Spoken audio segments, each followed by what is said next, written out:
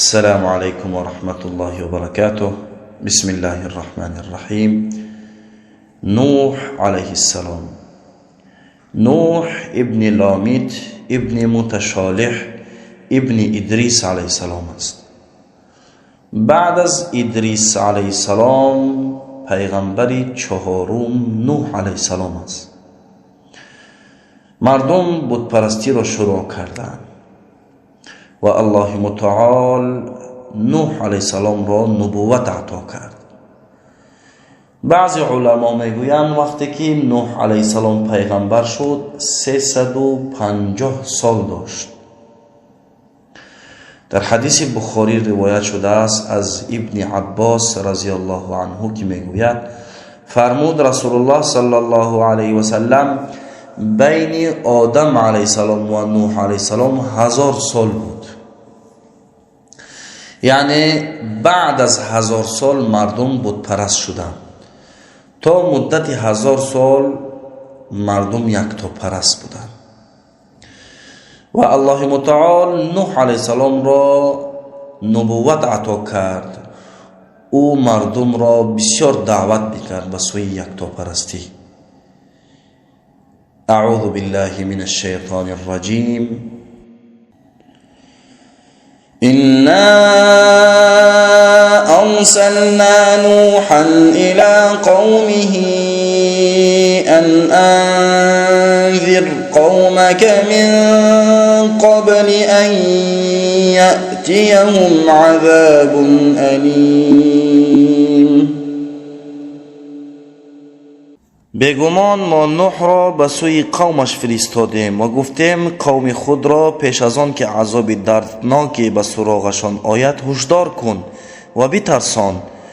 نوح گفت ای قوم من، برای شما من آگاه کننده هستم که شما الله را بپرستید و از او بترسید و من را اطاعت کنید. پس اگر شما الله متعال را عبادت کردید الله گناههای شما را می آمرزد و شما را تا زمان معین مهلت می دهد، زیرا هنگام مرگ می آید گردانده نمی شود و مهلتی داده نمی شود. نوح علیه السلام به سوی قومش دعوت می کرد. به خانه هاشون می رفت، به مجلس هاشون می رفت، روز به نزدشان می رفت، شب به نزد قومش می رفت. همه راه ها را به کار در آورده بود تا که قومش او را گوش کنند و از الله با خبر شوند. همین طور نوح علیه السلام 950 سال دعوت کرد. قال رب إني دعوت قومي ليلا ونهارا فلم يزدهم دعائي إلا فرارا وإني كلما دعوتهم لتغفر لهم جعلوا أصابعهم في آذانهم واستغشوا ثيابهم وأصروا واستكبروا استكبارا ثم إني دعوتهم جهارا ثم إني أعلنت لهم وأسررت لهم إسرارا فقلت استغفروا ربكم إنه كان غفارا يرسل السماء عليكم مدرارا ويمددكم بأموال وبنين ويجعل لكم جنات ويجعل لكم أنهارا ما لكم لا ترجون لله وقارا وقد خلقكم أطوارا ألم تروا كيف خلق الله 7 سماوات طباقا وجعل القمر فيهن نورا وجعل الشمس سراجا والله أنبتكم من الأرض نباتا ثم يعيدكم فيها ويخرجكم إخراجا والله جعل لكم الأرض بساطا لتسلكوا منها سبلا فجاجا. نوح علیه السلام پس از 950 سال نصیحتگری و دعوت گفت: پروردگارا، براستی که من قوم خود را شب و روز به ایمان دعوت کردم، اما بعد از این دعوت آنها را جز گریز نیفزود. و من هرگاه آنها را دعوت کردم تا آنان را بیامرزی، انگشتانشان را در گوشهایشان ماندند و لباسهایشان را به خود پیچیدند و در مخالفت اصرار و پافشاری کردند و به شدت گردن کشی و تکبر نمودند. سپس من آنها را با صدای بلند و آشکار دعوت کردم. آنگاه به آشکار برایشان گفتم و در نهان برای هر کدام از آنان بیان کردم. پس به آنها گفتم: از پروردگار خویش توبه بخواهید، بیگمان او بسیار بخشنده است. بارانی پی در پی بر شما بفرستد و شما را مال و فرزند بسیار عطا کند، به شما باغ‌های سرسبز بدهد و برای شما دریاهای پر از آب بدهد. شما را چی شده است که برای الله عظمت و بزرگی دارد قائل نیستید؟ در حالی که شما را در مراحل گوناگون آفرید، از نطفه، سپس خون لخته شده، آنگاه تیکه گوشت شدید تا اینکه انسان کامل شدید.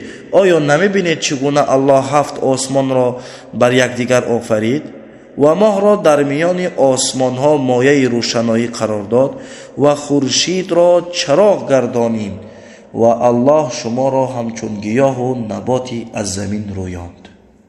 یعنی نوح علیه السلام قومش را دعوت کرد که چرا بزرگی الله را نمی‌دینید، اقرار نمی‌شوید. اگر الله متعال را اطاعت کنید، الله متعال شما را فرزند و باغ‌ها و مال و ملک می‌دهد. در زمان نوح علیه السلام پادشاهی فاسق و ظالمی بود. این پادشاه همه را امر کرد که به نوح دیگر گوش نکنند و بت‌های خود را عبادت کنند. بعد از سالهای زیادی که نوح علیه السلام دعوت کرد، از نوح علیه السلام فقیران و بیچارگان پیروی کردند. در بعضی روایات آمده است که در مدت 950 سالی که نوح علیه السلام دعوت کرد، 80 نفر ایمان آورد که اکثریت آنها فقیران و مسکینان بودند. پادشاه دید که نفرانی که در اطراف نوح هستند ایمان آوردند بیچارگان هستند، در نظر پادشاه پست هستند. پادشاه یک حیله کرد و نوح علیه السلام گفت: من به مردم میگویم تو را گوش کنند و ممکن است که ایمان بیاورند، فقط تو اینها را از نزد خود دور کن، ما با اینها نمیشینیم، اینها پست هستند.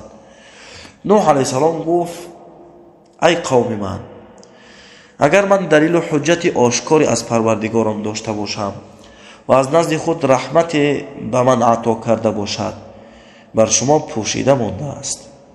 آیا من میتوانم شما را مجبور کنم در حالی که شما خودتان قبول نمی کنید، ایمان نمی آورید؟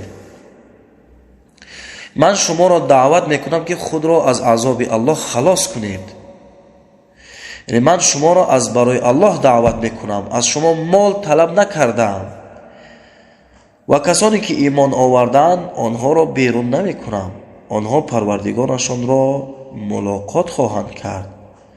من شما را قوم نادان میبینم، جاهل میبینم.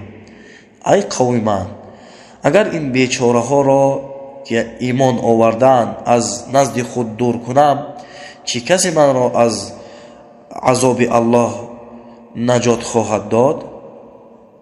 من به شما نمیگویم که گنج ها دارم و علم غیب را نمیدانم و نمیگویم که من فرشته هستم و نمیگویم که کسانی که در نظر شما پست و حقیرند خدا آنها را خیر نخواهد داد. خدا از دلهای آنها آگاه است. قوم نوح گفتند: ای نوح، براستی که با ما بسیار بحث زیادی کردی، پس اگر از راستگویانی آنچه را که به ما وعده میدهی بیاور. یعنی میگویی که در عذاب گرفتار میشویم، عذاب را بیاور. نوح گفت اگر خدا بخواهد آن را برای شما می آورد. اگر عذاب الله برای شما آمد از آن گریختن نمی توانید. ای قوم من، اگر این سخنان من بر شما سخت رسیده باشد، پس من بر خدای خود توکل میکنم. شما هم با همه قوتی که دارید جمع شوید و بر من حمله کنید. قوم نوح را تهدید کردند، برای همین گفت جمع شوید و بر من حمله کنید، من را هیچ کار کردن نمیتوانید. قوم نوح گفتند نوح دیوانه شده است، یعنی بیعقل است. و به همین حال مردم سالهای زیاد به نوح ایمان نیاوردند و هر نسلی که به دنیا می اومد از نسل گذشته گناهکارتر می شد. نوح علیه السلام دعوت میکرد ولی هیچ کسی گوش نمیکرد مگر آنانی که ایمان آورده بودند، همون 80 نفری که تقریبا ایمان آورده بودند. و به نوح وحی شد که از قوم تو جز آنهایی که ایمان آوردند دیگر هیچ کسی ایمان نخواهد آورد.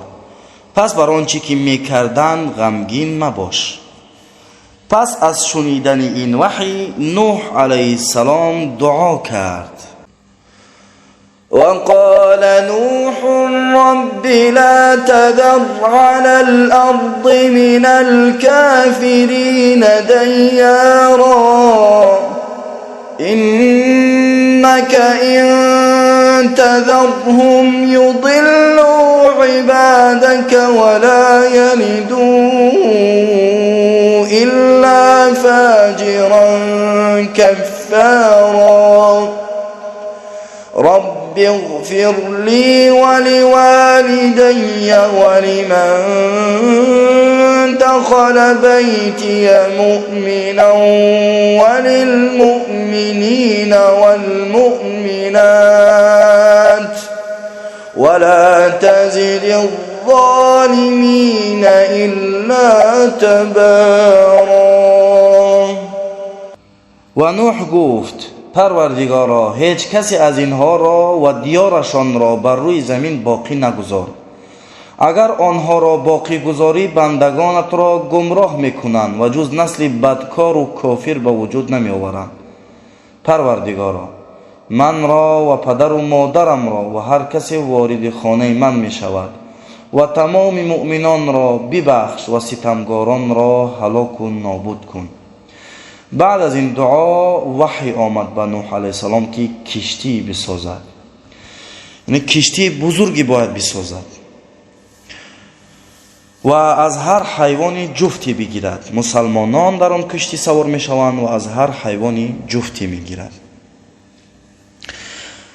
از جهت کشتی بسیار بزرگ بود، درخت کمچین بود، برای همین نوح علیه السلام خودش درخت شناند و بعد از اینکه درخت‌ها کلان شدند بزرگ شدند از همان درخت‌ها کشتی را در بالای کوه بنا کرد. در روایتی گفته شده است که کشتی در مدت 3 سال ساخته شد و بعد از اینکه کشتی تیار شد از جانب الله متعال وحی آمد. واصنع الفلك بأعيننا ووحينا ولا تخاطبني في الذين ظلموا إنهم مغرقون. و اکنون به دیدگان ما و به وحی ما کشتی بساز و درباره کسانی که ستم کردند با من سخن مگو. کسانی که مسلمان نشدند در مورد آنها از من بخشش طلب نکن، آنها غرق شدنی هستند. نوح علیه السلام دیگر دعوت نمیکرد، شب روز در بینای کشتی مشغول بود، فقط کشتی میساخت، وقتش در همین کشتی میگذشت. مردم می آمدند، کسانی که مسلمان نبودند می آمدند و نوح علیه السلام را مسخره میکردند. در حدیث رسول الله صلی الله علیه و سلم فرمودند کافران به نزد نوح می آمدند و می گفتند ای نوح، بعد از اینکه پیغمبر بودی چوب تراش شده ای و کشتی را هم در بالای کوه ساخته ای، آب به این بلندی چطور می رسد؟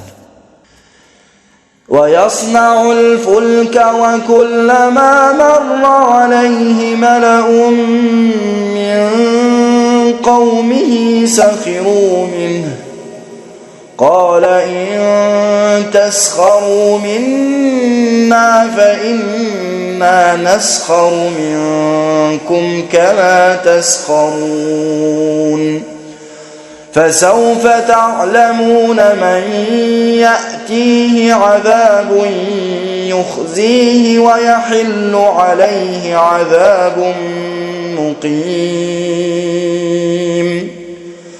حتى إذا جاء أمرنا وفارت النور قل نحمل فيها من كل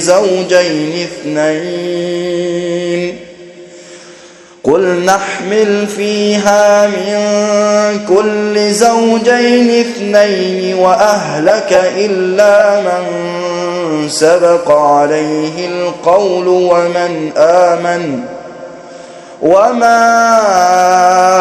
آمن معه إلا قلیل.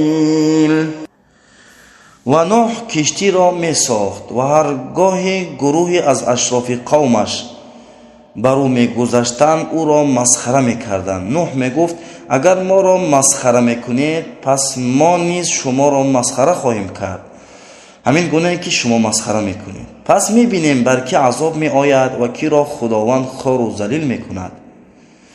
ابن عباس رضی الله عنه کشتی نوح علیه السلام را صفت کرده است که چگونه بود. یعنی نوح علیه السلام کشتی را در بالای کوه ساخته بود. میگوید درازی کشتی 300 بازو بود. اگر با بازوی ما حساب کنیم یعنی تقریبا 300 متر، ولی بعضی علما میگویند با بازوی بابا کلان نوح علیه السلام حساب کرده شده بود. یعنی تقریبا 1000 متر یا اینکه زیادتر اگر خطا نکنم درازی کشتی بود. و پهمی این کشتی 50 بازو بود. بلندی کشتی 30 بازو بود، یعنی تقریبا 90 متر بلندیش بود. 150 متر پهمی کشتی بود، بسیار بزرگ بود. و این کشتی 3 آشیانه داشت و همچنان کشتی از بالا محکم بود، از بالا بند بود، برای اینکه اگر باران بارد به درون کشتی آب نرود و کشتی را ضرر نرساند آب. و همگی کشتی 9 دروازه داشت. بعضی از علما میگویند که این کشتی تا امروز هست و الله متعال آن را یک عبرتی گذاشته است برای مردم. الله متعال میفرماید ولقد ترکناها آیة فهل من مدکر. و براستی ما این ماجرا را به عنوان نشانه بر جای گذاشتیم، پس آیا کسی هست که پند بگیرد؟ پس کسی هست که عبرت بگیرد؟ فرمان الله متعال فرا رسید و آب از درون تنور جوشید برآمد. یعنی این علامت بود که اگر نوح علیه السلام بیند که از درون تنور، چطور که تندور میگویم این که تنور، بیند که آب میبراید، این علامت است که وقت تمام شده است، باید به درون کشتی درآیند. به نوح گفتیم از هر جفتی از حیوانات 2 تا را در آن کشتی برگیر. نوح علیه السلام سراسیمه به سوی کشتی رفت، دید که حیوانات یعنی جفت در اطراف کشتی انتظارند. دروازه کشتی را باز کرد و حیوانات به کشتی در آمدند و همچنان مؤمنان هم به کشتی در آمدند. آنگاه درهای آسمان را با آب فراوان فرو ریزانده گشادیم و از زمین چشمه ها را جوشاندیم و جاری نمودیم. پس این 2 آب آسمان و زمین برای امری که مقدر شده بود با هم آمیختند و سیلی بزرگ شد و آب آهسته آهسته به بالا می رفت. الله متعال وعده کرده بود که همه اهل نوح علیه السلام را نجات می دهد مگر پسرش که ایمان نداشت. بعضی علما میگویند نام پسرش کنعان بود. نوح علیه السلام پسرش را صدا کرد، فریاد کرد که کشتی حرکت میکند، آب بلند خسته است، آستاسته کوهها غرق میشوند. ای پسرم با ما سوار شو، با گناهگاران نشو. پسرش گفت در بالای کوههای بلند می ایستم و از طوفان نجات می یابم. نوح علیه السلام گفت ای پسرم امروز از این طوفان هیچ کس نجات نمی یابد مگر کسانی را که الله متعال رحم کند. و موج بزرگ آمد و کوهها را غرق کرد و همه مخلوقات تگ آب ماندند. پسر نوح علیه السلام هم غرق شد. الله متعال وعده کرده بود که اهل نوح علیه السلام را نجات میدهد، ولی پسرش غرق شد و یعنی دعوت نوح علیه السلام را، دعوت پدرش را قبول نکرد. ونادى نوح ربه فقال رب إن ابني من أهلي وإن وعدك الحق وأنت أحكم الحاكمين قال يا نوح إنه ليس من أهلك إنه عمل غير صالح فلا تسألني ما ليس لك به علم إني أعظك أن تكون من الجاهلين قال رب إني أعوذ بك أن أسألك ما ليس لي به علم وإلا تغفر لي وترحمني أكن من الخاسرين. و نوح ندا کرد به سوی الله، پس گفت ای پروردگارا پسر من از اهل من است، وعده تو حق است و تو بهترین حاکم هستی. الله متعال فرمود ای نوح او از اهل خاندان تو نیست، یعنی او مسلمان نشد، او از اهل خاندان تو نیست. این عمل غیر صالح است، این کار تو خوب نیست، پس به چیزی که علم نداری از من مخواه، من به تو هوشداری میدهم، مبادا که از جاهلان باشی. نوح گفت پروردگارا من به تو پناه میبرم از چیزی که بخواهم به آن علم ندارم و اگر من را نبخشی و بر من رحم نکنی از زیانکاران خواهم بود. و همین طور کشتی حرکت کرد و همه دنیا غرق شد. ابن عباس رضی الله عنه میگوید کشتی 6 ماه در روی آب حرکت کرد و رسول الله صلی الله علیه و سلم برای همین ماه محرم را روزه میگیرد، یعنی برای نجات نوح و بشریت. وقيل يا أرض ابلعي ماءك ويا سماء أقلعي وغيض الماء وقضي الأمر واستوت على الجودي وقيل بعدا للقوم الظالمين. و گفته شد ای زمین آبت را فرو بر و ای آسمان بارانت را فرو بند. و آب بر زمین رفت و طوفان تمام شد و کشتی بر کوه جودی قرار گرفت. و گفته شد دوری و هلاک باد بر گروه ستمگاران. دروازه های کشتی باز شد، حیوانات برآمدند، نوح و قومش از کشتی برآمدند، به هر طرف تقسیم شدند، در هر طرف زمین زندگی میکردند. در روی زمین فقط نوح و قومش زندگی میکرد. کسانی که از خانواده نوح بودند، یعنی فرزندان نوح، فرزنددار میشدند، ولی کسانی که از اهل نوح علیه السلام نبودند، یعنی از خاندان نوح نبودند، آنها فرزنددار نمیشدند، وفات کردند، بعد از خود نسل نگذاشتند و در روی زمین فقط نوح علیه السلام و فرزندانش باقی ماند.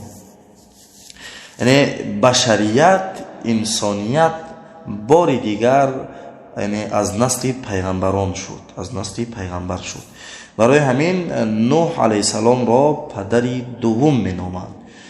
و جعلنا ذریته هم الباقین، و تنها نسل نوح را باقی گذاشتیم. نوح علیه السلام 3 فرزند داشت. سام سفید پوست بود، حام سیاه پوست بود، یافید زرد پوست بود. رسول الله صلی الله علیه و سلم فرمودند نوح علیه السلام هر روز روزه می گرفت، شکر الله را بجا می آورد که نجات یافت و 350 سال دیگر زندگی کرد که تقریبا علما میگویند 1650 سال نوح علیه السلام زندگی کرد و وفات کرد و او را در لبنان دفن کردند. یعنی بعضی علما میگویند قبر نوح علیه السلام در لبنان است. والله اعلم. والسلام علیکم و رحمت الله و برکاته.